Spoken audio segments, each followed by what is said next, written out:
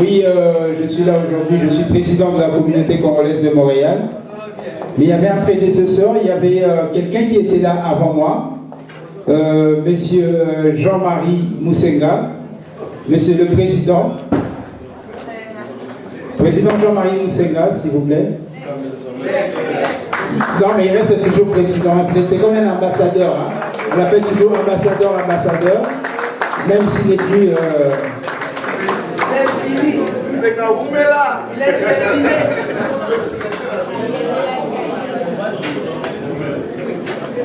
Ça fait quand même longtemps, ça fait très longtemps que je connais monsieur Jean-Marie Moussenga, le président, comme je l'appelle toujours. Quand je l'ai connu, il était président, puis à mes yeux, il reste toujours président. Je ne sais pas l'appeler autrement, si ce n'est président Jean-Marie Moussenga.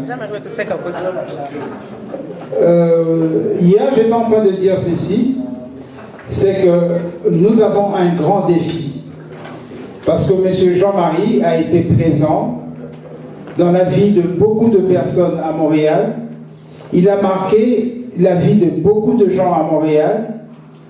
Et tout ce que les gens disent de M. Jean-Marie Moussenga, le président, non seulement c'est de choses bien, mais on dit également, et c'est vrai, c'est qu'il n'y a pas plus disponible que M. Jean-Marie Moussenga.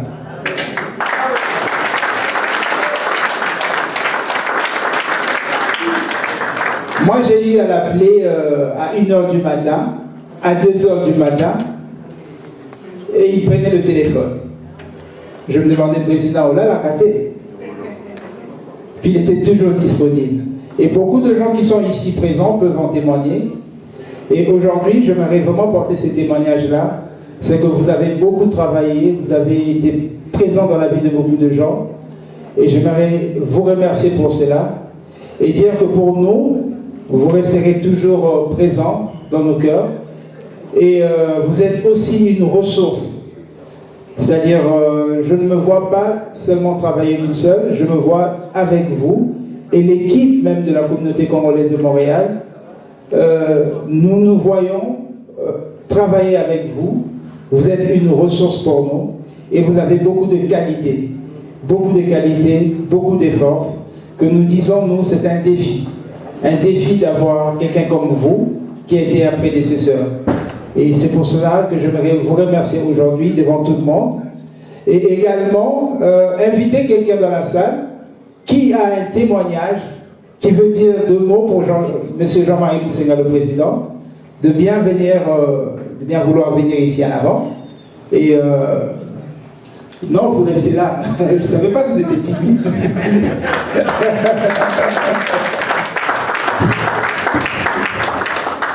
Merci beaucoup, Président. Voilà, donc on se connaît très bien avec Jean-Marie.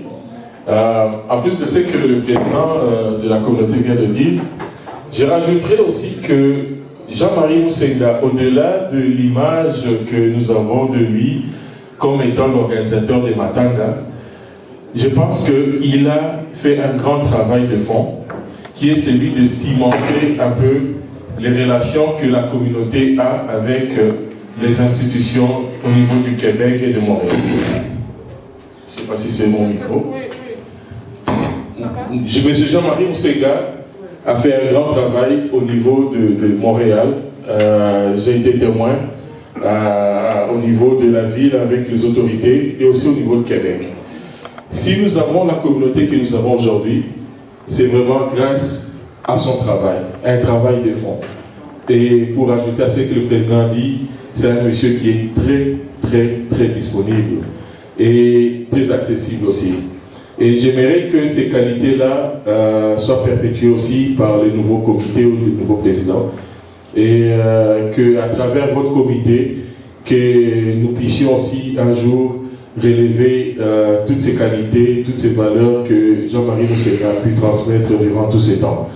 Et dommage que cela n'a pas été soulevé pendant les débats qu'on a eu ici, mais aujourd'hui qu'il nous soit permis de souligner cela et de dire que nous qui ne sommes pas très visibles au niveau de la communauté, mais qui suivions quand même le travail de Jean-Marie, et nous pouvons aujourd'hui dire avec sans peur d'être contredit, que Jean-Marie Moussenga, c'était un grand homme, un grand président. Merci beaucoup, Jean-Marie.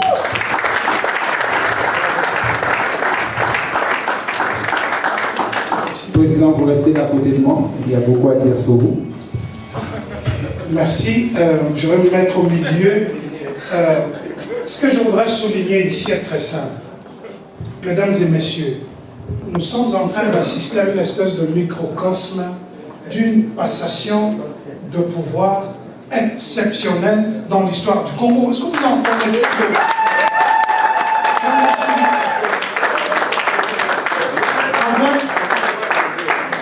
Nous avons eu, moi je ne suis pas de Montréal, mais je suis de très très près ce qui se passe à Montréal.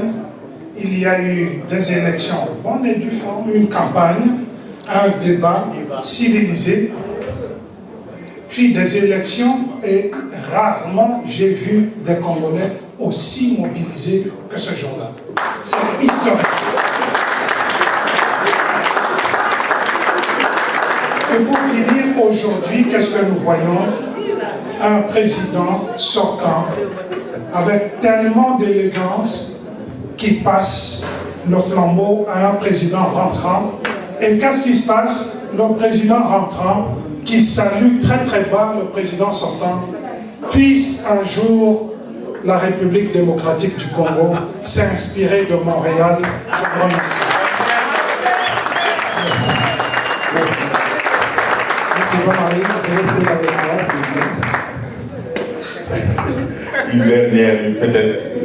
Une dernière chose que je peux lui dire à titre de président sortant.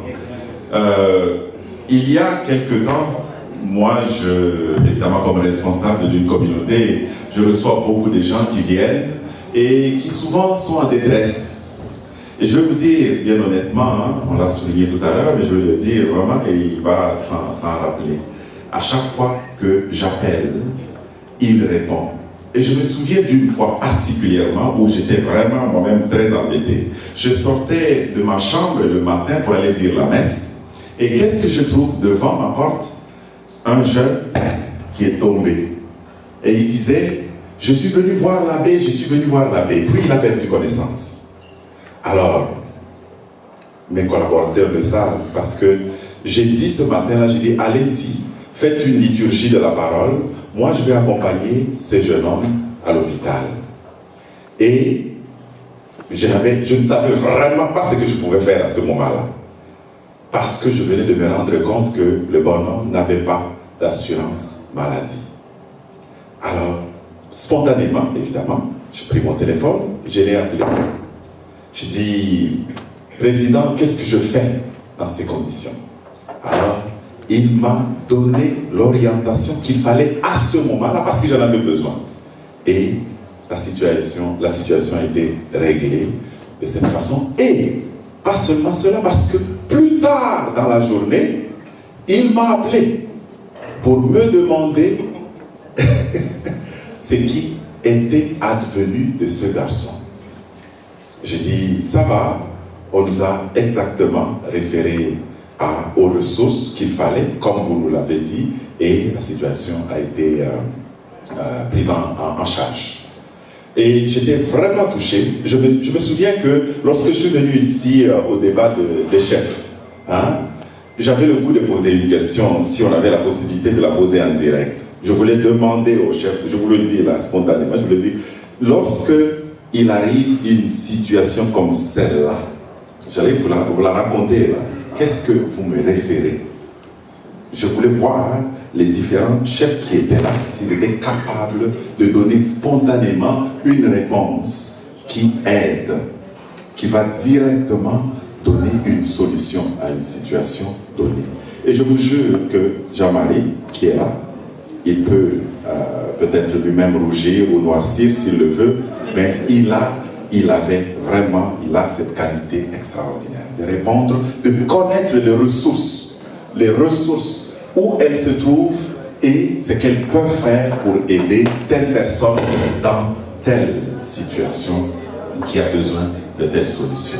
Alors merci du fond du cœur, Jean-Marie, pour ce que tu as fait et ce que tu as fait. Merci vraiment du fond du cœur. Il y a un chanteur, le seul qui a l'isologie dans ça, qui dit quelque chose du genre Bana baboteli biso bankoko bangonde tala tala na biso. Je ne sais pas si vous connaissez, hein? Alors, il s'appelle Papa Wemba. On peut quand même l'honorer. Et il dit quelque chose du genre, je vais traduire, c'est que l'héritage que l'on transmet, hein, qui va se poursuivre à travers les enfants, les petits-enfants, ça devient notre miroir. Hein. On se regarde et on s'apprécie. On trouve qu'on devient beau ou qu'on devient vieux, peu importe, mais en tout cas, on devient quelque chose. Et ça va se continuer. Alors, c'est beau que vous puissiez regarder la génération à laquelle vous transmettez l'héritage et que vous puissiez vous voir là-dedans comme quelqu'un qui a semé quelque chose qui va pousser, quelque chose de bien, vraiment. Et donc, il faut arroser. Il faut arroser pour que ça pousse comme il faut. Il faut nettoyer le miroir pour que vous puissiez vous voir comme il faut. Et ça va être une chose de bien. Nous avons besoin de cela pour notre communauté. Alors, félicitations.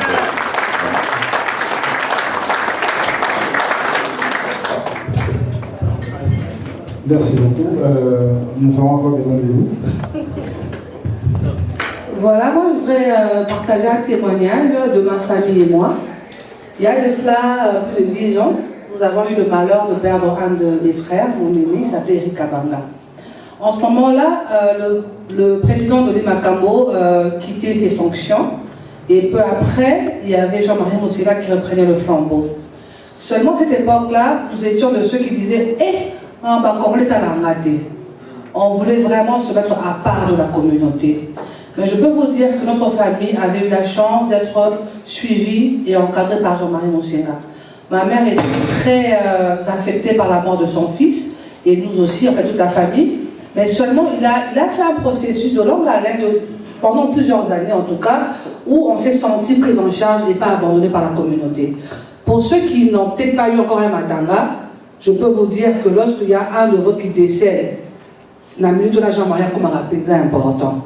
Donc son rôle vraiment, ça a été un des rôles très marquants dans notre communauté. Je voudrais te remercier, ma famille et moi, on n'a pas eu la chance de te le dire, mais seulement tu as vraiment été un vrai secours pour nous, et surtout pour moi, puisque depuis toutes ces années, tu as toujours été très proche de moi. Que je sois ici ou à Kinshasa, je prenais la peine d'avoir de mes nouvelles, et à chaque année de mon anniversaire, je prends le temps de me souhaiter mon anniversaire. En tout cas, tu es spécial et vraiment merci pour tout.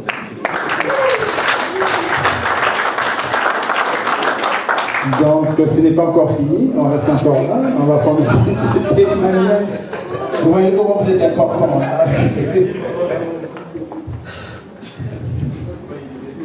Moi, je m'appelle Maman Congo. Je suis sûre qu'en train de m'avancer, Jean-Marie se demande, ça y est, qu'est-ce qu'elle va raconter?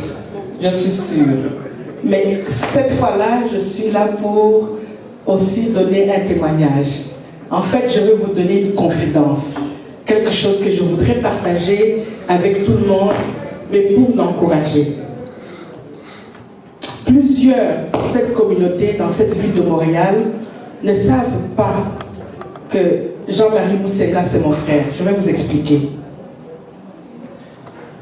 De fois, on a des gens qu'on rencontre, ce sont des amis, ce sont des connaissances, ce sont des passants qui ne nous ont pas impactés ou qui ne nous ont pas influencés de quelque manière que ce soit. Il y a des personnes à qui on ouvre, dès qu'ils entrent dans votre vie, vous ouvrez des portes pour eux. Il y a des personnes qui passent, il y a des personnes qui restent à vie dans votre vie. Et Jean-Marie Moussega fait partie de ces personnes qui restent à vie dans ma famille, de mon mari et de moi-même. Et pourquoi? Il vient d'une famille que nous aimons de tout notre cœur. Les parents de Jean-Marie Moussega, et je voudrais d'abord parler de Papa Thomas, paix à son âme parce qu'il nous a déjà quittés, mais je ne pense pas que de mon existence, j'ai rencontré une personne de cette catégorie-là, que j'ai rencontré une personne aussi spéciale que Papa Kazali Thomas qu'on appelait Papa Bonne Chance. C'est papa qui m'a adopté comme sa fille. Et c'est papa qui m'a fait entrer dans l'église le jour de mon mariage. C'est le papa de Jean-Marie Musenga. C'est pour vous dire que quand je vous dis qu'aujourd'hui, quand je parle, je veux parler de mon frère. Parce que dans la famille, on dit les relations peuvent s'étirer, mais les relations ne se rompent pas, elles s'étirent. Dans la famille, on peut avoir des divergences de vues. Dans la famille, et c'est ça que je voudrais vous transmettre, que nous devons avoir la possibilité que lorsque nous ne sommes pas d'accord en famille, qu'on le dise en famille. Non, là je ne suis pas d'accord. En tout cas, moi je viens d'une famille où mes parents m'ont appris à dire avec beaucoup d'aisance. On faisait des débats autour de la table et on était capable de dire non, là je ne suis pas d'accord avec toi. Mais pourtant, nous restons membres d'une même famille. Là, je suis d'accord avec toi et je te soutiens. Donc quand ça ne va pas, on a la rigueur pour dire attention, ça va ou ça ne va pas. Mais on le dit sans hypocrisie. Et c'est ce que nous devons pouvoir garder entre nous. Il s'est depuis longtemps une longue histoire entre nous, de tout ce qu'il y a eu comme événement marquant dans leur famille. C'est le premier papa qui m'a appelé, maman, viens dans ma maison, est-ce que tu peux prendre le temps de prier? Papa Thomas Kazadi. Je pense à maman Mathilde, cette maman qui est chère à mon cœur. Et je me dis, c'est une chance que j'ai eu quelqu'un comme lui, comme frère, qu'il sache, je lui ai dit ça hier, quand on est rigoureux pour la gestion de la communauté, on va se tenir debout, on va le dire. Parce que la communauté, c'est commun. Ça appartient à tout le monde. Ça appartient à tous les Congolais, ils ont un mot à dire. Parce que c'est la communauté. Ça n'appartient pas à un individu, ça n'appartient pas à un groupe d'individus, ça appartient à tout le monde. Donc on peut se dire, mais je voudrais le rassurer aujourd'hui que ma relation de famille ne s'étire pas avec lui et je l'aime comme mon frère.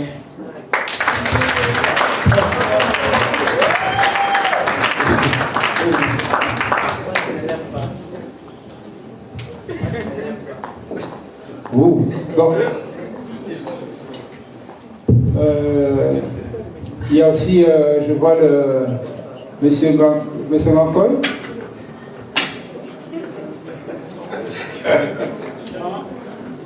Parce qu'il me faisait signe, puis je vois... Non, il dit qu'on perd le temps là.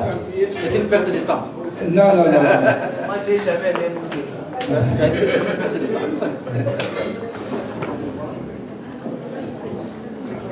On va clôturer avec monsieur... Bon, il paraît que je vais clôturer. Bon, je vais essayer d'être court.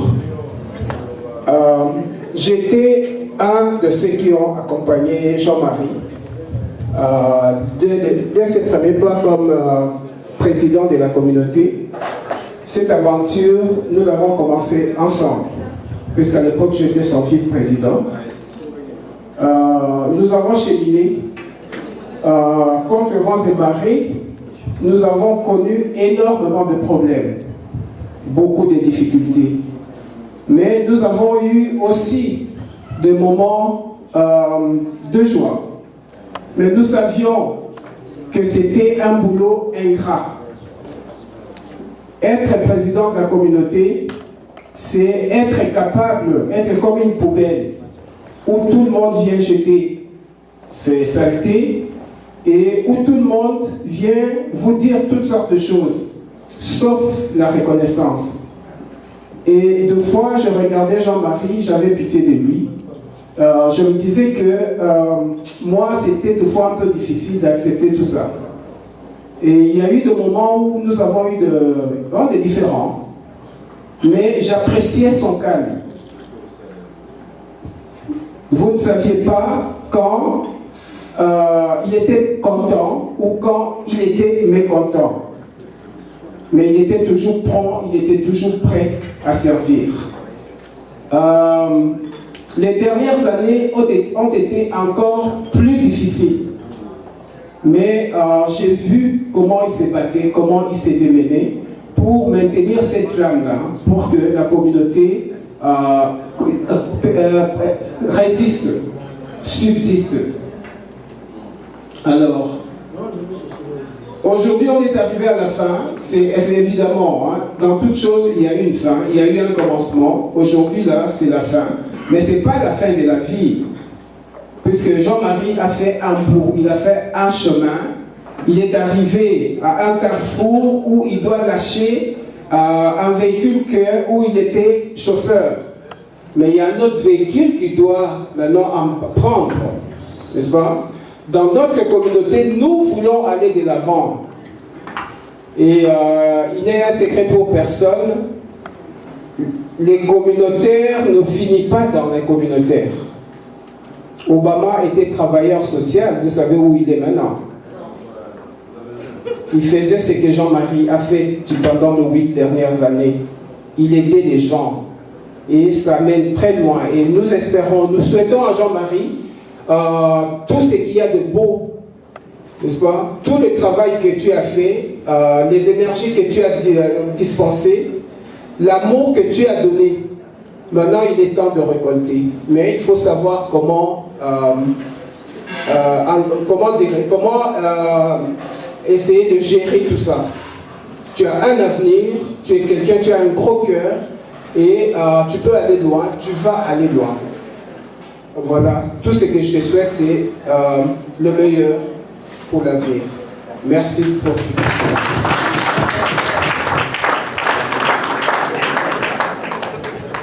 Retraite à bien. Je vais encore y... Mais juste après vous, Monsieur Lamba, nous clôturons. Ça, je vous promets. Ah, mais... Alors là, nous allons peut-être réduire le temps. Merci beaucoup, Président Farabi, de l'avoir acceptation et de félicitations. Merci beaucoup. Merci de m'avoir accordé la parole pour venir ajouter quelque chose qui n'a pas été dit depuis que je vous ai écouté tous les témoins qui sont passés.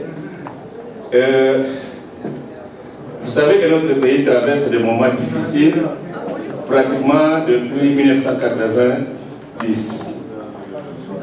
Et jusqu'à présent, la situation ne s'est pas arrangée, tant à l'intérieur qu'à l'extérieur, et nous menons des combats, chacun à son niveau.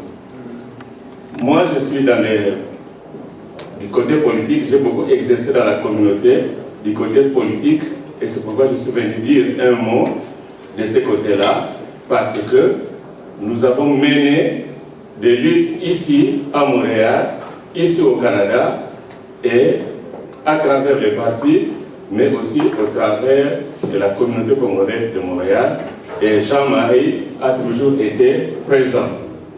C'est lui qui cherchait à trouver les autobus pour nous déplacer d'ici à Montréal, aller faire les marches à Ottawa. Et c'est lui aussi qui faisait l'encadrement de tous les partis politiques tels que nous existons ici.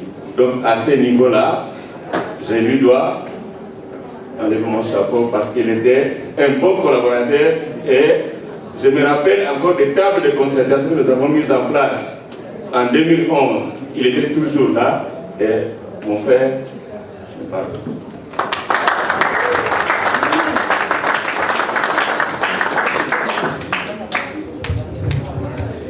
Bon, je pense que là, nous allons continuer avec la soirée. DJ, musique. Merci, M. Jean-Marie Moussenga. Encore une acclamation.